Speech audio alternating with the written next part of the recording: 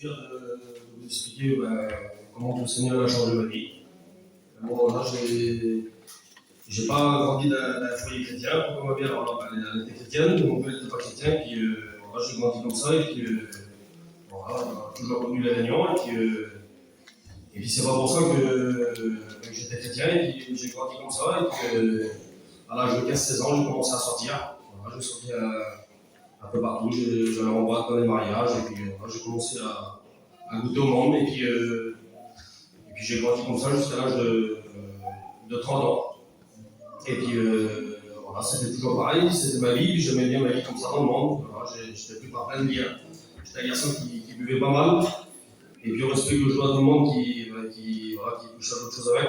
Et puis voilà, et puis moi dans ma vie c'était comme ça, c'était rien d'autre. Moi j'aimais bien ma vie comme ça, je me levais, je faisais ce que j'avais à faire, je sortais, et puis voilà, c'était comme ça. Pour moi je faisais pas de mal, mais autour de moi, je voyais pas parce que j'étais aveuglé de tout. Mais autour de moi, je faisais de la misère à ma famille, à mes parents, à mes petites sœurs, tout ça, et puis vraiment, je ne me rendais pas compte. Et puis, Seigneur, je disais, Seigneur, toi, t'es grand, et puis je dis, j'espère qu'un jour, que je viendrai à droite. Et puis, j'ai laissé faire le Seigneur, et puis, voilà, un jour, j'ai continué comme ça dans le monde, et puis j'en avais marre, c'était toujours pareil, c'était toujours la même vie, c'était comme si on tournait autour d'un rond-point, c'était toujours pareil, j'en avais marre, je disais, Seigneur, comment je vais faire? Puis ça se fait que je me suis marié, puis quand je me suis marié, c'était encore pire. Au lieu de m'en sortir, je m'enfonçais encore plus. Et puis voilà, puis, je rendais ma femme malheureuse, et puis je rendais tout le monde, mes parents, mes beaux-parents, tout ça, et puis jusqu'à temps que j'ai eu des petits problèmes, que ma femme, voilà, on s'est laissé Montréal, et puis en plus j'avais un petit bébé, et puis pourtant tout allait bien, j'étais un garçon voilà, que j'étais bien avec ma femme, tout ça, mais ça n'allait pas, c'est plutôt que j'étais toujours pris par certaines alcool et puis par les choses du monde. Et puis ça se fait que voilà, je passais par des problèmes, et puis jusqu'à temps que je passais par 2-3 problèmes, et puis que je comprenne. Et puis moi j'avais rencontré le Seigneur dans mon lit, j'étais dans mon camping, et puis j'avais sorti pendant 3-4 jours, j'avais fait la fête pendant 3-4 jours, et puis j'étais chez moi, ça, un matin, comme ça, je me suis réveillé, et puis j'étais un garçon malheureux, j'étais un garçon triste, malheureux, parce que moi je dormais pas, moi. J'ai resté pendant 2 ans sans dormir. Je dormais avec la tête allumée. Et puis j'étais tourmenté l'ennemi, il me tourmentait, et puis j'étais pas bien, il n'y avait rien qui allait. Et puis là, je savais qu'il y avait un grand Dieu, et puis que le Seigneur il avait changé plein de vie. Donc Dieu, ce que j'ai fait, j'ai tout mis entre les mains du Seigneur, j'ai prié dans mon camping, j'étais franc, j'étais sincère avec le Seigneur, je n'ai pas voulu chercher pas quatre chemins. Je dis Seigneur, j'écoute, si c'est là, t'as un grand Dieu, j'ai tout fait pour plein de personnes. Je dis moi, je sais que je suis quelqu'un qui est vraiment pris par plein de choses. Et moi, je le dis avant, moi, je suis quelqu'un qui a fait pas mal de dégâts. Et c'est pas pour me crâner. Hein.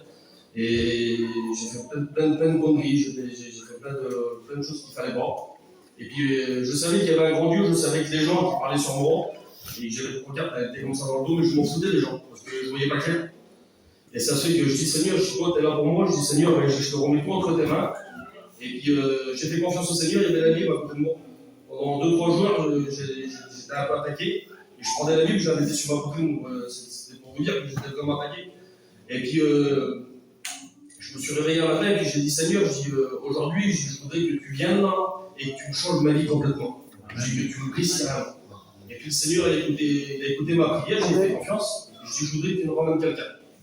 Donc j'ai attendu, et je me doutais un petit peu, moi. J'ai attendu 2-3 heures, et j'ai écouté une auto arriver. Et cette auto, ça vient à côté de chez moi, et puis il y a une personne qui m'a demandé. Elle a dit ça va? J'ai dit oui, ça va. En vrai, ça n'allait pas. Elle me dit tu sais que le Seigneur est t'aime, et que le Seigneur a dit qu'il m'a fait venir leur porte. Donc, quand j'ai vu cette personne, et il m'a dit ça, c'était vraiment franc. Je voyais que ses yeux qui pleuraient. Je dis Seigneur, quelle grandeur tu es, Seigneur. Donc je dis sur le coup, je dis ça rien, c'était ma soeur. Je dis ça rien, ma soeur, je dis ça va y aller. Je dis elle dit mon frère, elle dit on va tourner à l'hôpital, on va faire quelque chose pour toi. Mais je dis non, il y a personne qui m'envoie à l'hôpital.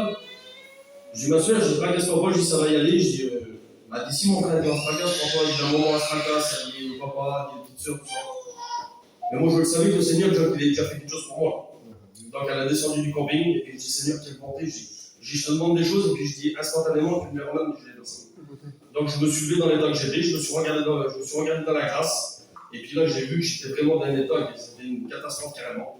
Et puis là j'ai commencé à me guetter, puis j'ai pleuré. J'ai pleuré, puis Seigneur, j'ai demandé au Seigneur, j'ai écouté les cantiques, et je dis Seigneur, aujourd'hui je peux aller à la réunion, et puis je dis que j'ai peut-être trop demandé, je voudrais que tu me ramènes quelqu'un d'autre. Je dis bon, qui vient me chercher pour aller à la réunion. Et il y a un homme qui est venu me chercher, un homme d'une 60aine d'années, c'était le directeur de la salle. Il est venu, il dit voilà, tu viens avec moi, il dit on va mettre les chaises. Il y a mon petit qui vient avec moi, et son petit c'était mon copain, il avait besoin de Dieu, pareil que moi, on était des garçons, on était souvent ensemble.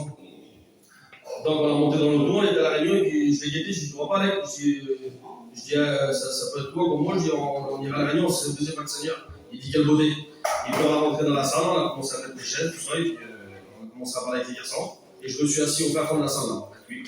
Et puis la réunion elle a commencé, et puis il y a eu des témoignages, des cantiques, tout ça, et puis la parole de Dieu elle a été annoncée. Et puis je demande au Seigneur sur ma chaise, je dis Seigneur, parle-moi.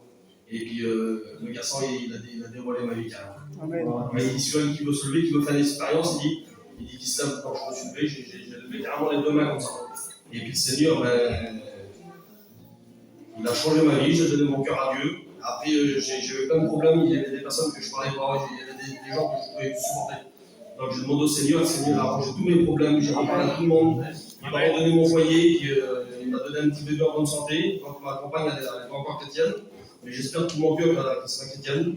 Voilà, et puis je remercie le Seigneur de tout mon cœur pour ceux qui ont fait l'expérience. Faites-le, c'est la nouvelle chose que vous pourrez faire en nous. Amen.